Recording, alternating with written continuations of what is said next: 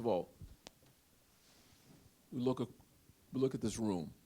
Men of African descent are at higher risk of developing prostate cancer.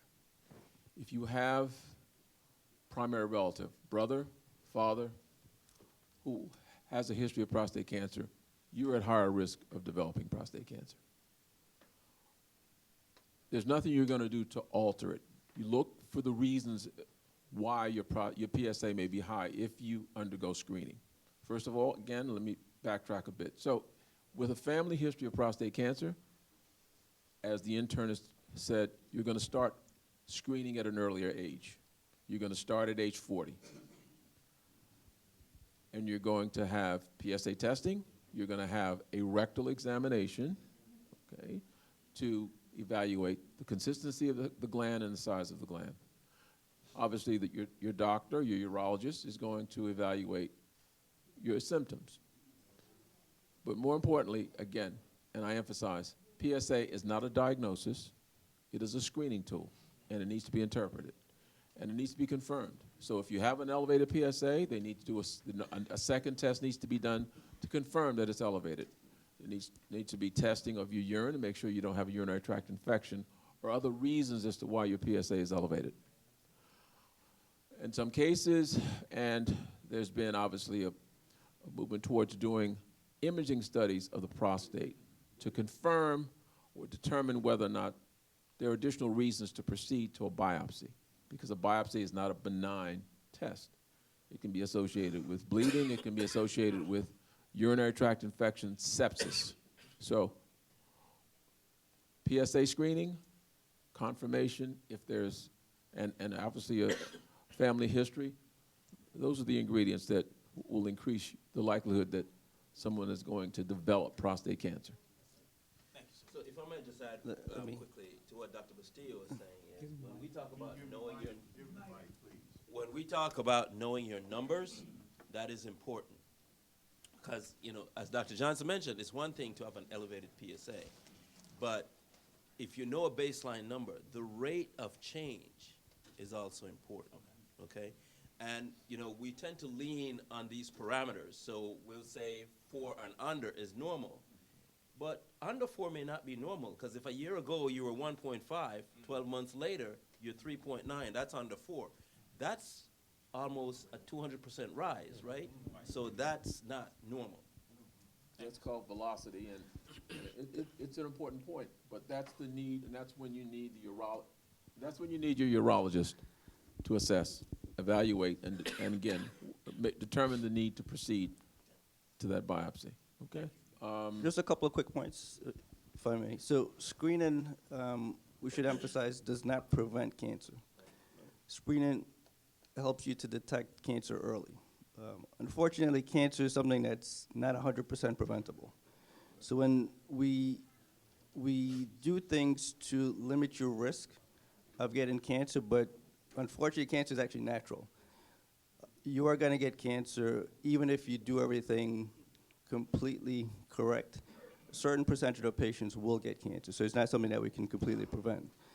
Everything is designed to know as much information. So your family history is very important. So if we know you have a family history, we do things completely different. We screen you, we treat you completely different. Screening helps us to detect it early. So we know the earlier we detect the cancer, the better the treatment and the outcomes are. Fortunately, for a lot of cancers, treatment has gotten a lot better. So patients are living longer because we have the ability to offer them a lot of different things. But the important thing is you start from the beginning. Primary care, again, we're always going to emphasize you need to get plugged in, because once you're plugged in, we can institute things a lot earlier. So like Patrick was mentioning, we see a lot of patients who come into the emergency room, and that's the first time they get, not screened, but they get diagnosed with cancer.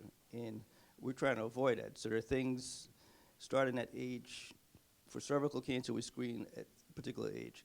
Colon cancer, we start at a certain age. Breast cancer, we start at a certain age. So there are things in place, and these things are designed so we can detect things early. Earlier detection, better treatment, better outcomes. Wow. Yeah, and there are a few ways to prevent cancers, right? One of these ways, I keep forgetting the mic. One of these ways is, one, screening, like most of these guys said, does not prevent cancer, just diagnose it early. But knowing your risk, if we can identify a risk, and if that risk is genetics, and there's several cancers that are genetically predisposed, we can actually do from time to time what's called risk reduction surgery, right? So Kevin can do a risk reduction mastectomy, removing the breast before that patient becomes symptomatic. I can remove an ovary or a womb before that patient develops a cancer. Or we can remove a colon to prevent colon cancer, right? Because we've identified a risk based on genetics. Good information. Okay? A risk based on genetics. So now we talk about breast cancer, for example, and this is where I tie men with women. We identify the BRCA gene, which is a breast cancer gene, right?